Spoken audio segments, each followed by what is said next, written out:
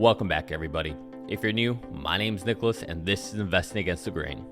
So Tesla Investor Day just wrapped up about an hour ago. I'm over on the East Coast of the United States, so for me, it's a little bit later in the day.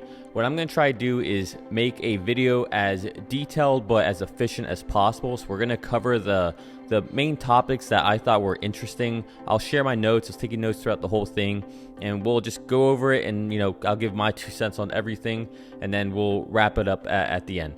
So before we get into this, do me a favor, hit the like button, hit the subscribe button, ring that bell, and let's get into it.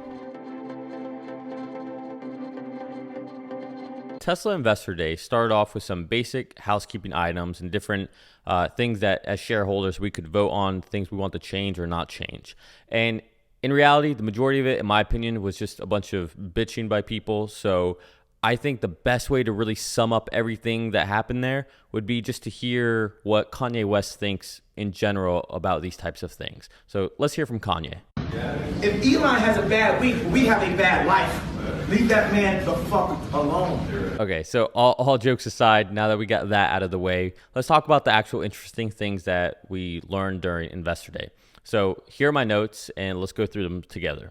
So first things first, Model 3 is officially the best-selling premium vehicle globally, outselling essentially compared to like BMW, Lexus, Mercedes, right? Those are the premium vehicle segments. So I thought that was very notable. And Elon went on to talk about Model Y, talk about how it will be even better. And he said that it will be the best selling of any vehicle globally.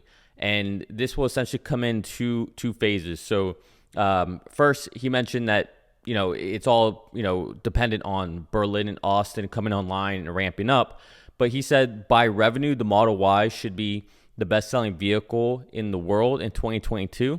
And then by volume in 2023. So that's pretty exciting. It's great to see that there's a lot of confidence in Berlin and Austin and how they'll ramp up, and that if this is what he's planning for 2022 as far as revenue, then that just shows you, one, that it looks like Berlin and Austin will come online this year, which we all expected, but it's nice to hear these little things to reaffirm what we already believe and we already mostly know. But it's also nice to hear Elon talk about how he thinks they're going to ramp up. So that's all exciting. All right, so next up here, I think this is interesting. I've heard Elon mention this twice as far as the value of Tesla. And truthfully, I still struggle to really find a way to model this. And the equation he gives is the unit of volume. In other words, the amount of vehicles that Tesla produces multiplied by autonomy equals the true value of Tesla. And the reason this is difficult is because, what do you measure that by? Do you do it by the ASP, so the average selling price of a vehicle, times that by the volume of vehicles, and then multiply that by FSD and the amount of subscription or just, the flat out 10K that they sell for FSD? How do robo-taxis factor into that, right? Because that's autonomy. What if they license out autonomy to other auto manufacturers, right? So there's a lot there, but, if we don't worry about actually trying to come up with the number with that, just the idea of unit volume multiplied by autonomy, that's massive, right? Just the sheer number of that is insane. I mean, keep in mind that autonomy would essentially replace or have the ability to replace arguably the largest workforce in the world, which is human drivers. So that times the automobile industry, which is one of the largest industries in the world. And on top of that, keeping in mind that, Tesla's in the midst of disrupting the energy business. They're also the ones creating, think about the gas stations for these Teslas. They're getting to insurance. I mean, just the sheer idea of what Tesla's becoming as a company is just really hard to fathom and even to model out or put into numbers. And that's why with my models, I stick with what's actually selling right now. And I try not to get too caught up in everything else as far as robotaxi and autonomy and all that. We will be getting there, especially with FSD 10.2 rolling out. I guess by the time you're watching this, probably today, Friday. But just the fact that he reiterates this was just something that's very notable to me. So, that has been mentioned a couple times. I don't hear enough people talk about it, but I think it's very exciting. So Then Elon went on to talk once again, right? Another thing he keeps reiterating is that Tesla is open to licensing FSD beta or FSD. So if any auto manufacturers out there want to license FSD instead of having to go and try and waste all their money and struggle through it, if they just want to license it from Tesla, Tesla's more than willing and open to licensing this technology out. As far as they're concerned, this is a matter of saving lives, and they're not sitting there trying to keep this in-house and completely proprietary. They're not going to open source it, and they're not going to give it away, right? Because at the end of the day, it takes money to come up with this innovation, and they need money to innovate in other parts of the world, right? Whether it's humanoids, whether it's solar panels, etc. But they're open to licensing this out to other auto manufacturers. And I still contend that the first OEM who says, yes, hey, Tesla, I want to license your FSD, that will be the OEM that lasts. I think that's how we'll know which OEM is going to last or not go bankrupt in the next decade. Will be the first one that goes to Tesla, essentially bends the knee or comes to them with humility and says, hey, you guys kick ass at this. Can we borrow this? Can we license it so that, we're not in the doghouse and we don't look like everybody else? So it'll be interesting to see what OEM's the first one to do that.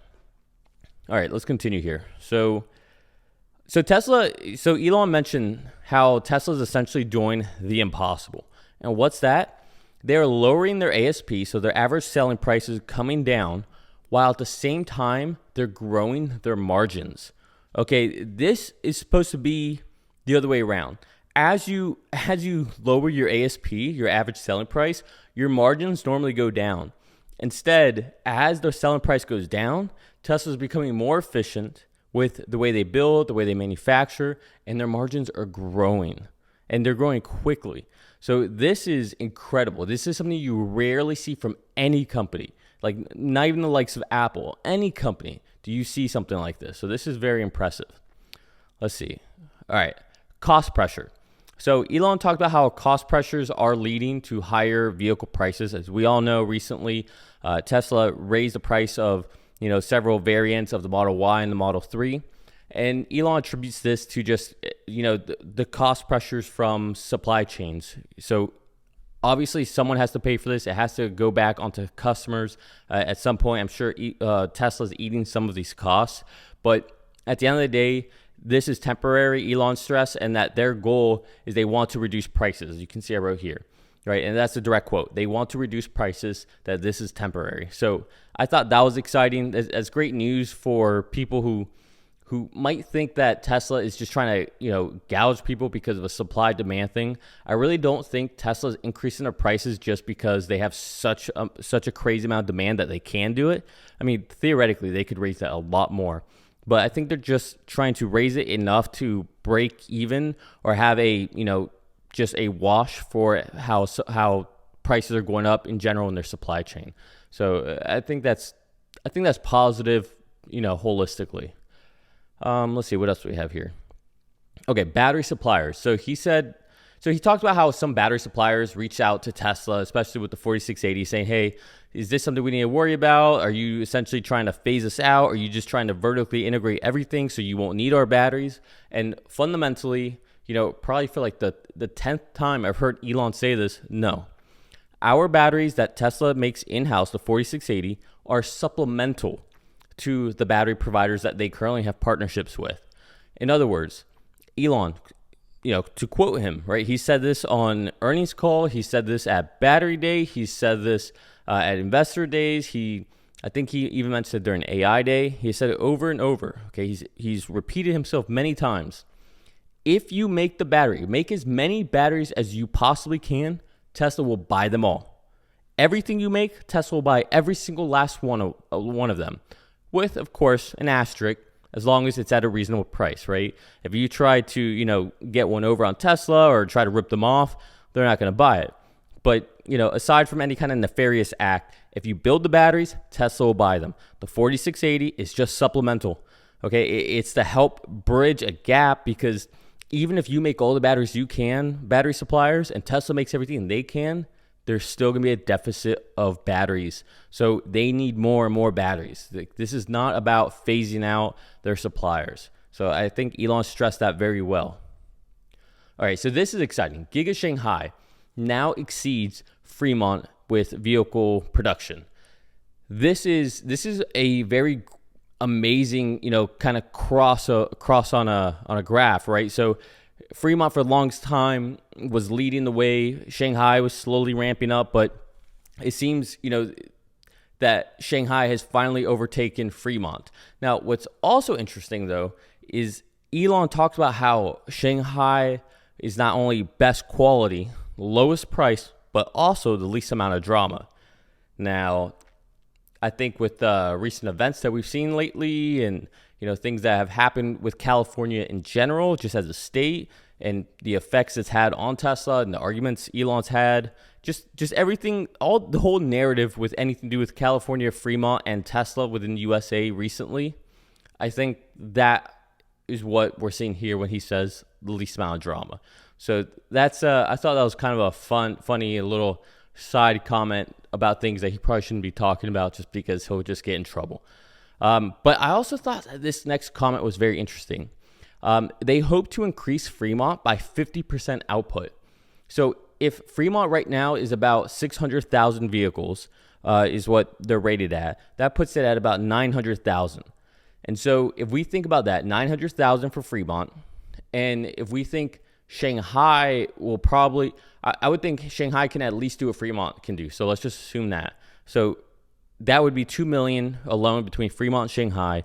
You take Giga Berlin, that's another 2 million. You take Texas, that's another 2 million. That's 6 million vehicles that they could produce, right? In just those essentially 4 factories. So I think there's a lot of growth to be had in the upcoming year, 2 years with Tesla. So pretty exciting stuff there. Especially, I was very bullish or optimistic when I heard this 50% comment from Elon. So I honestly thought Fremont was capped out, but it sounds like they're far from being capped. All right. Okay. So then Elon did make a comment again, and I think this is a jab at the Biden administration, saying, "Can there be a carbon tax already?" All right. So Trump made it so there would be no carbon tax, and here's Biden. The Democratic Party, they come in, they claim to be the party that wants to have a Green New Deal, and they're all about the environment, and they're they're for fighting climate change and all these good things, yet there's still no carbon tax, right? In my opinion, honestly, forget about the EV tax credits. If you would just put a carbon tax in place, this would incentivize people to go to electric vehicles. And I think that would be the most bang for your buck in the big scheme of things.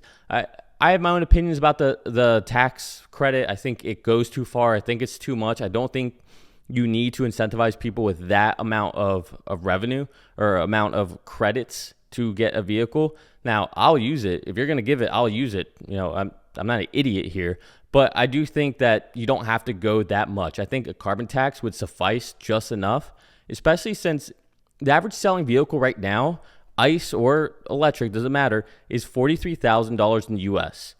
And you can get a Tesla for under $40,000. So, I mean, we don't really need this credit at this point. I think the costs for Tesla are going to come down and down, especially once the 4680 battery comes out. That's going to cut the cost of batteries by 50% for Tesla. So, a lot of good stuff coming here. Either way, there should be a carbon tax. We need to be able to tax for the repercussions of the future, and we're not. So I think that's Tesla or Elon's point. We would think that the Biden administration, the Democrats, would have done something about this by now. All right. Next up, factory safety is now 18% better than industry average. So I used to, as an engineer, I was related, ironically enough, with the oil industry. And I can tell you right now, in any manufacturing environment, safety is a metric that they follow very, very closely. Okay, safety is everything. Bonuses, awards, everything goes out for consecutive days without any injuries or anything. So 18% better than industry average. This is great. And I would argue that most well-known companies within their production, their facilities, their manufacturing plants, they really do aim to get as safe of an environment as possible. And this is no different with Tesla. Elon even said that they aim to be the safest manufacturing plants in the world. So great to see that there's emphasis on safety here, but I wouldn't expect anything less. Teslas are the safest vehicles. The whole point of FSD is to reduce the amount of car crashes and deaths, and you would think no less, or you would expect nothing less from their factories as well.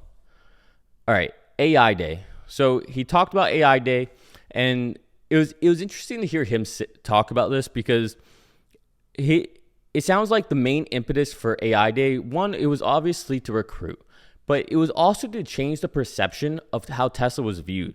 So he said that people think about Tesla and they fundamentally think of a hardware company, but Tesla is so much more than that.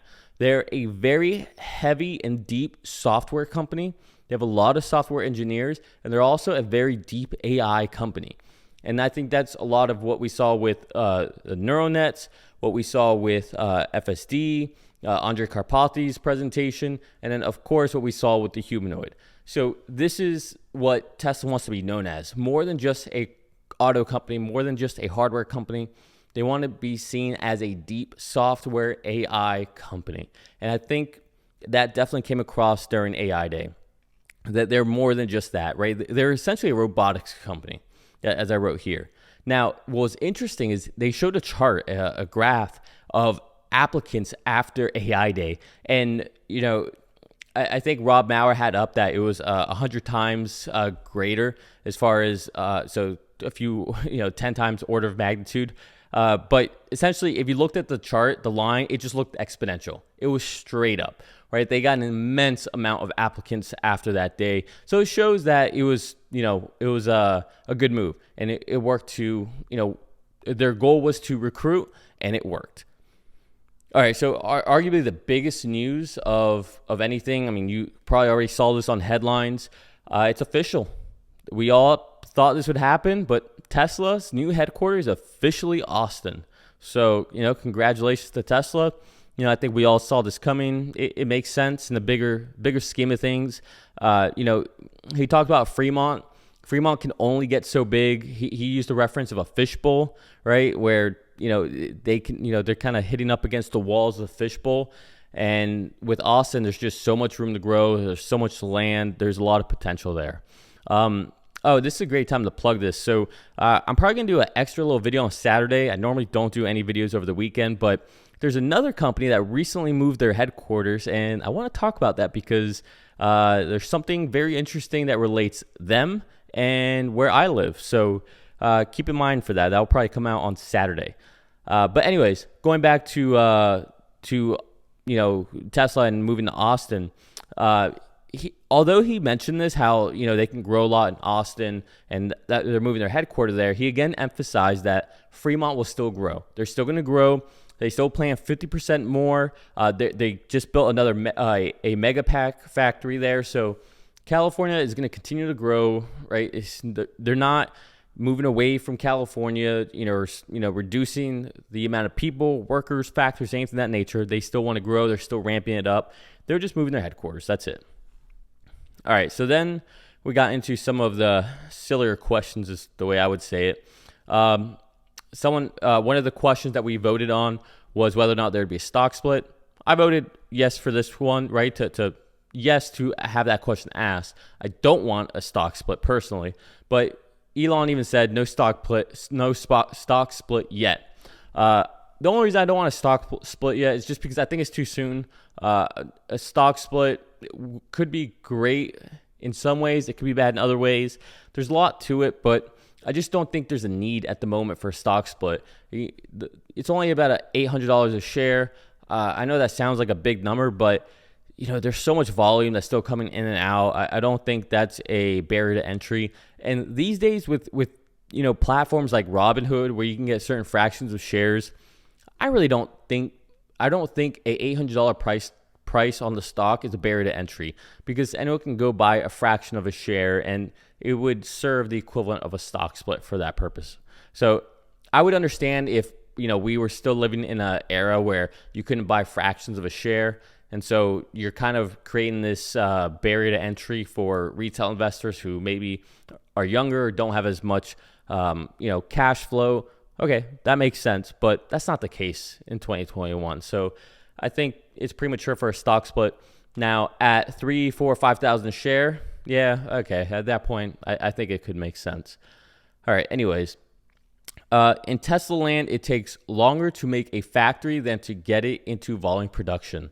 I thought this was just very fascinating to hear. So he referenced Giga Shanghai, how it took, I think, 11 months to build Giga Shanghai, and it took about a year to get it up to volume production. Or it's taken more, actually, because it's not even at full volume production.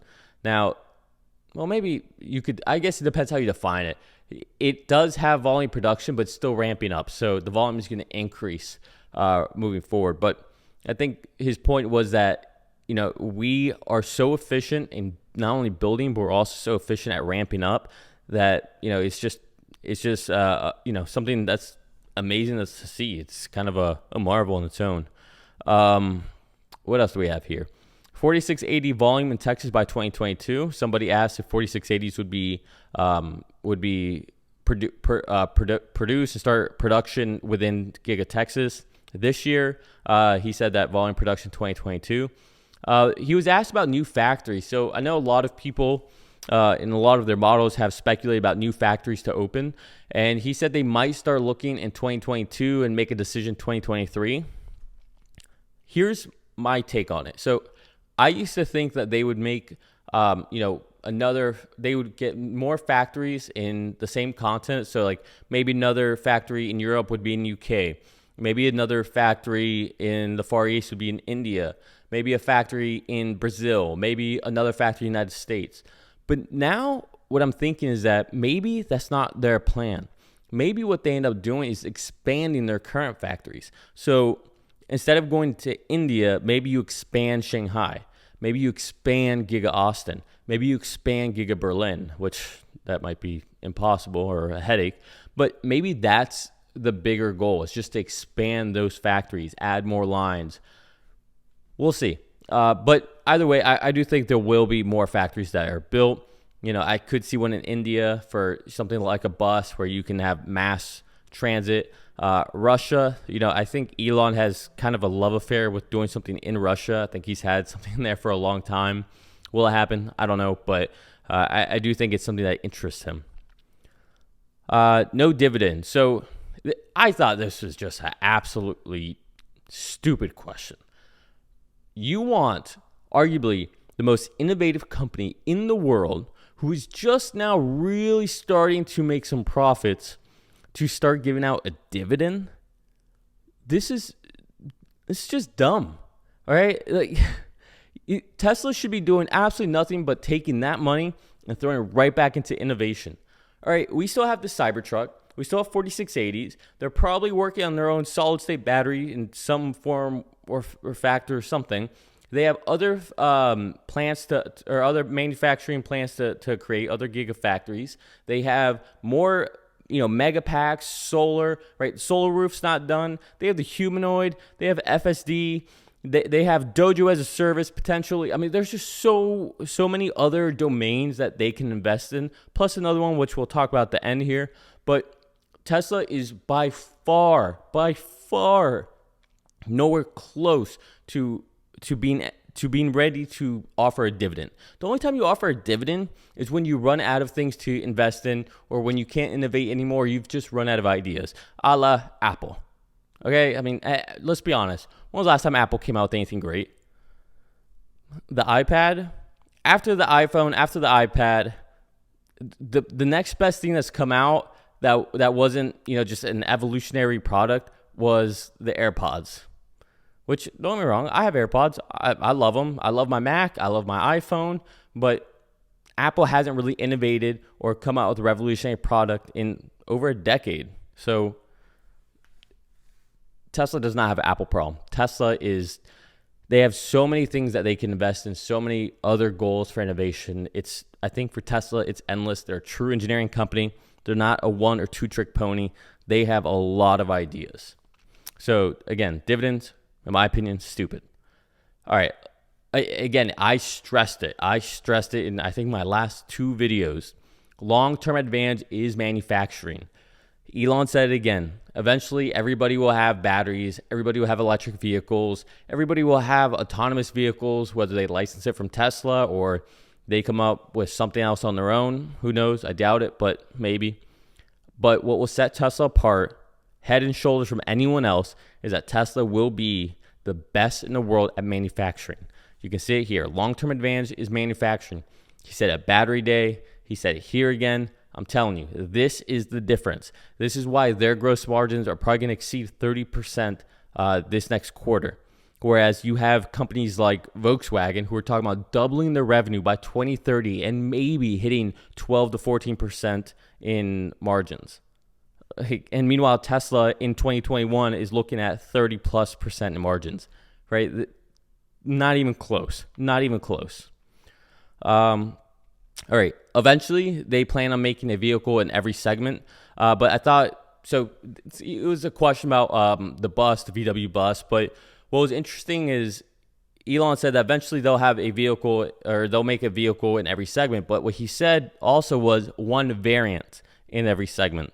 So in other words, the same thesis I mentioned in my video, I think it was yesterday, where I talked about not making 20, 30, 40 different vehicles like what Mary Barra was talking about at GM Investor Day. That's just the old way of thinking. Again, going back to Steve Jobs' way of eliminating all these products, having 1 to 2 really good products. And that's what Tesla's done, right? In each segment, they essentially have one product, right? In the luxury sedan, they have one product. In the luxury SUV, they have one product. In the luxury, sports vehicle, they have the Roadster. They have one truck. They have one, mid-tier sedan, the Model 3, crossover, Model Y, right? And work on down the line. They have a semi-truck. Again, one model, right? Not this idea of 20, 30 different variants. It's not the right approach, in my opinion. I think Tesla's doing the right thing. They're taking it from a tech company perspective, not a legacy auto company perspective. Okay, what else we have here? Solar Roof. Tesla said it should have massive growth in coming years. He sounded pretty bullish about Solar Roof. Mainly, it sounds like they're making a huge push from a marketing or a campaign to have new home builders offer the homes with the solar roof, right? Again, not solar panels, the solar roof, right? The tiles, the roofs that look like it's a normal roof, but they're actually solar panels and batteries. And I think that should be almost mandatory at this point. If you're going to build a new house, you should have to have these solar tiles instead of just normal, shingle or asphalt roof. I think this makes a lot of sense, or at least have it offered. Right? It should be offered everywhere. It makes no sense to not, if you're going to build a house from scratch, why not offer a way to have a zero electric bill and just have 2 power walls, have the solar tiles up there, and you're good to go. It's instant equity in your house just by doing that. And it, especially like I live in Florida, it preserves you from anything like a hurricane. Austin saw the snowstorm. California has earthquakes. Just all over the world. You never know. And then again, we have this issue with our grid. It's arguably our most vulnerable thing from a attack, a cyber attack. We have aging infrastructure, and this would allow us to decentralize our energy. We see this movement happening all over with crypto. Energy is the same way, right? To deleverage, decentralize energy from the 1, 2, 3 major power plants in this country. All right, so we talked about Solar Roof. All right, FSD 10.2, he reiterated it's going to come out Friday evening, so that's exciting. Talked about how it'll start with about 1,100 users. There's about 1,100 people who currently have a 100 safety score. So they'll start off with them. They'll wait a few days to see how that goes, make sure everything's kosher there. As long as everything looks good to go, then they'll take a cautious approach and they'll release another 1,000 with people who have scores of 99, and they'll work on down the line. So these next couple weeks will be very, very telling to see with the FSD and how it goes, and see how responsible people are. Keep in mind, the first 2,000 beta users have had it for over a year. There have been 0 car crashes. So anyone who gets this, don't be the one to screw it up. All right. Don't be that person to be on the news because something happened and you weren't paying attention, because you don't want to be that person. I would hate to be that person. You're gonna get a lot of hate. Insurance. Oh, okay, so this is okay. These are like the last few bullet points here, but this is pretty exciting. Insurance in Texas goes live. Tesla insurance goes live next week, so that was pretty cool. And then Elon said that they essentially have applications out to every state in the United States, and aspirationally, he said that hopefully by most of the country will have Tesla insurance by next year. So again, I hope Florida has it. It's arguably one of the bigger states in the country, so hopefully it is next in line. But, very happy for people in Texas. That's pretty exciting. Now you just got to fix your dealership issues. All right, so this last thing, talk about Tesla not wanting to give a dividend, having other things they can do and other things they can invest in. Elon talked about electric planes. Somebody asked him, and, he had a different take than what he did when he did the Joe Rogan podcast. During the Joe Rogan podcast, he talked about no, we'll never get into it, or talk about how he doesn't have enough brain capacity to handle yet that as well on top of everything else, right? He's just so stretched thin. But then he said he's been dying to do it for over a decade, which was pretty interesting.